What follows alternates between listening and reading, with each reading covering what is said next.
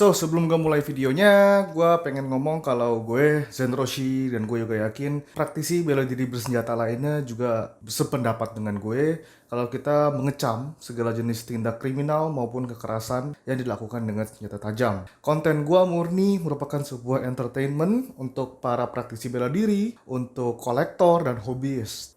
With that being said, so let's get into the review.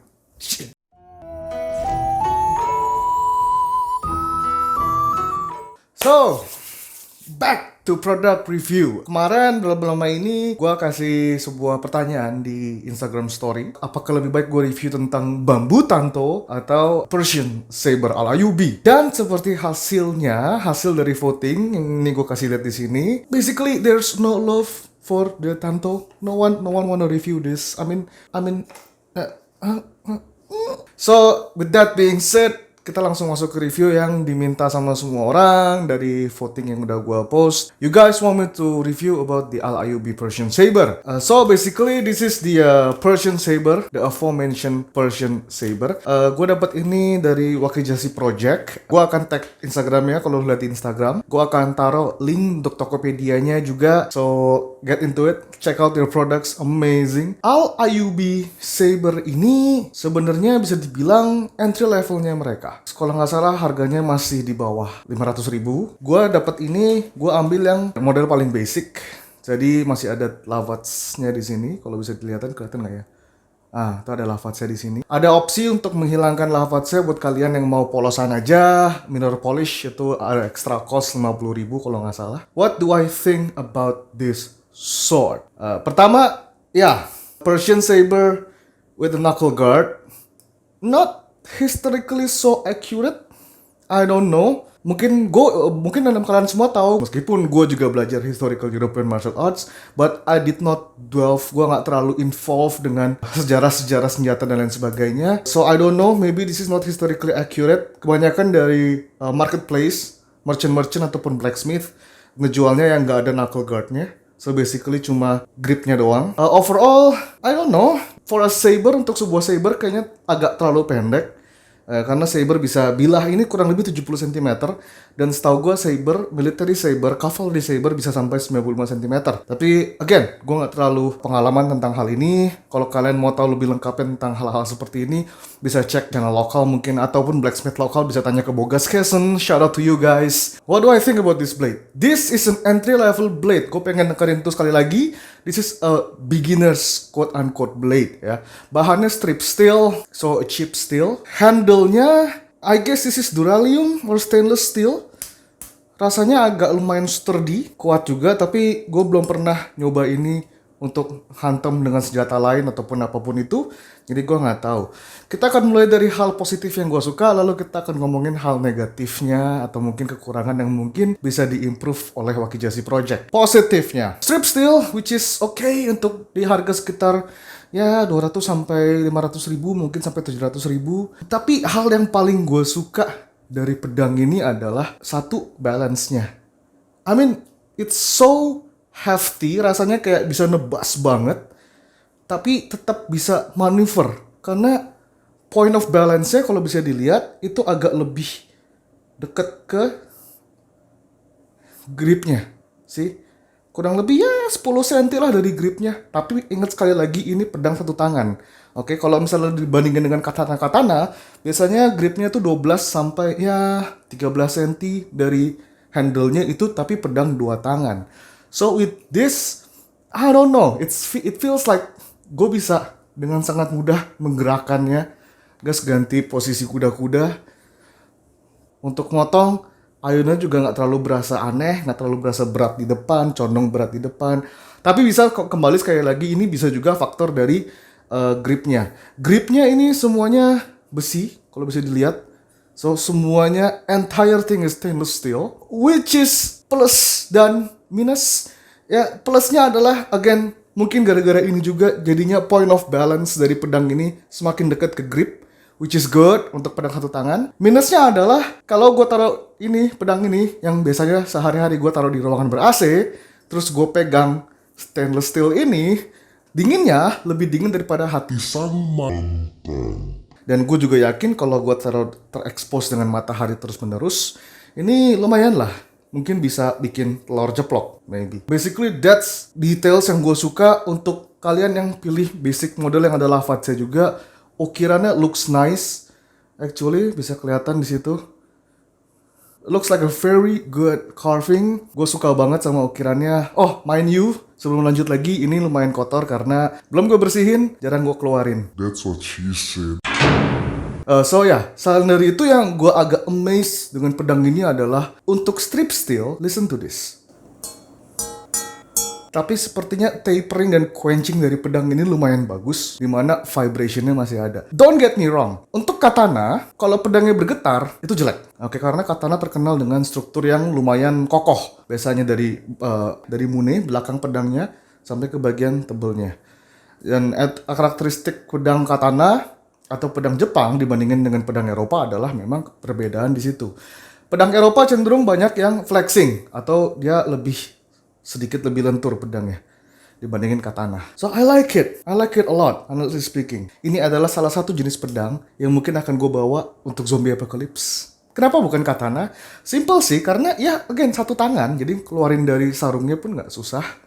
Dan ngayunnya enak sekali, jujur aja. Ngayunnya ini enak banget. Dan juga taperingnya, jadi dari bagian tebel ke tipis untuk ke bagian bilah tajamnya ini, sepertinya bagus banget karena kalau diayun, gue gak tahu lu bisa denger itu atau enggak, tapi ada suara tebasan anginnya. Oke, which is very good. Artinya pedang ini benar-benar lurus. Ini lurus ini, jadi benar-benar lurus. Dan taperingnya di bagian tajamnya ini lumayan membelah barrier angin. Which is good. Very good. Terutama kalau kita inget-inget harganya yang lumayan affordable lah. Next, there's a lot of positivity that I just talk about it. Again, correct me if I'm wrong, buat mereka yang tahu lebih banyak tentang sejarah pedang, is this counted as a saber? Is this a cutlass? Is this I don't know? Is this a scimitar? Is this can be called as a I don't know? Maybe someone yang lebih tahu, please correct me. Lalu kita ke bagian negatifnya. Yang sebenarnya buat gue nggak terlalu negatif karena untuk harga yang dijual itu nggak terlalu negatif menurut gue ya. Tapi again, kadang-kadang ya sisi maruk gue ada lah ya. Gue pengen harga semurah mungkin, kualitas setinggi mungkin. But apa sih yang gue anggap negatif? Yang pertama, kalau dilihat dari dekat, nggak tahu kelihatan atau enggak, tapi kelihatannya bilah ini di-slip on ke gagang ini. Which is, again, okay. Tapi gue akan lebih appreciate kalau misalnya satu kesatuan dari pedang ini adalah unibody, full strip steel, contohnya. Kenapa ya? Karena itu akan membuat struktur pedangnya lebih kokoh. Ini gue nggak tahu pinnya di mana, apakah dia full tank atau half tank, apakah bilah ini nyampe setengah sini atau full sampai sini, dikuncinya berapa pin. Jadi sebenarnya ngayuninnya agak riskan, tiba-tiba bisa lepas, terus lalu nusuk ke orang, terus gue kena masalah. Selain dari itu apa lagi sih yang gue bilang kekurangannya? Sheath atau scabbardnya. Mind you, ini udah gue modif. Basically, sebelumnya nggak ada ikat ini nih, nggak ada belt ini. Belt ini gue bikin supaya gue bisa bawa pas gue lagi pakai obi atau lagi pakai ikat pinggang. Jadi dia bisa menggantung seperti ini. Oke, which is this is quite sturdy. Gue bangga sama hasil modifan gue sendiri. Tapi ketika pedang ini datang, yang gue sadar adalah mereka menggunakan ornamen fittings di bagian sini, lalu ada bagian di daerah sekitar sini dan di ujung sini menggunakan aluminium foil berwarna emas. Which is, I get it. Ini murah, pedang murah, tapi gue akan lebih appreciate kalau misalnya polos aja. Nggak usah ada ornamen-ornamen dengan menggunakan aluminium foil yang kesana dipaksakan. Jadi gue bilang ketika gue dateng, gue agak kecewa. Karena honestly, kalau misalnya gue dapet pedang ini, terus sarungnya full hitam doff, atau mungkin ada tekstur kulit jeruknya gitu ya, gue akan merasa pedang ini, nggak ada yang nyangka pedang ini harganya di bawah 500. Mungkin pedang ini terlihat mewah, harga sekitar 1, sampai 2, jutaan. Tapi aluminium foil itu yang bikin jadi agak kelihatannya kualitasnya menurun dan price range-nya menurun. Sisi kedua yang gue ngerasa kayak kurang adalah fittings tight fit di sheath-nya. Karena ini kalau gue lepas, dia langsung jatuh. Oke, kalau gue lepas, langsung jatuh. Which is dangerous sekali. Terutama pedang ini dijual dalam kondisi tajam. Tighter fit would be better. Next adalah fittings di bagian hilt-nya. Di crossguard-nya ini, di guard-nya. Kalau dilihat ini ada yang nongol sedikit. Ya ada yang kelihatan nongol sedikit seperti itu, which is okay, I get it.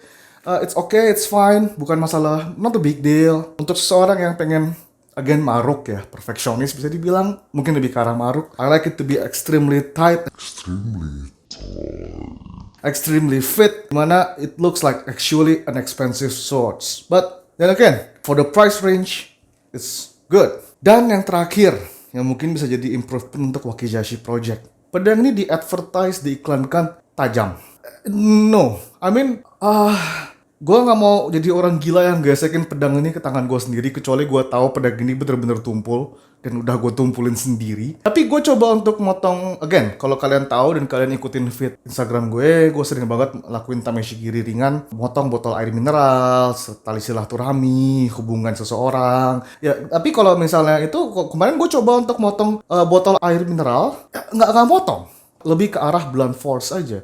Jadi seakan-akan kayak ya pedang ini kayak tumpul. Oke, so I don't know. Gue akan resharpen this sword, gue akan tajemin lagi. Mungkin besok atau akhir minggu ini. And then kita akan coba lagi untuk kemampuannya dalam menebas. I'm quite sad. Kemarin pas gue nebas botol, bukannya kebelah, botolnya malah kepukul. Berarti itu nunjukin kalau misalnya it's actually not that sharp. So, I guess that's all dari Al-Ayyubi Persian Saber ini.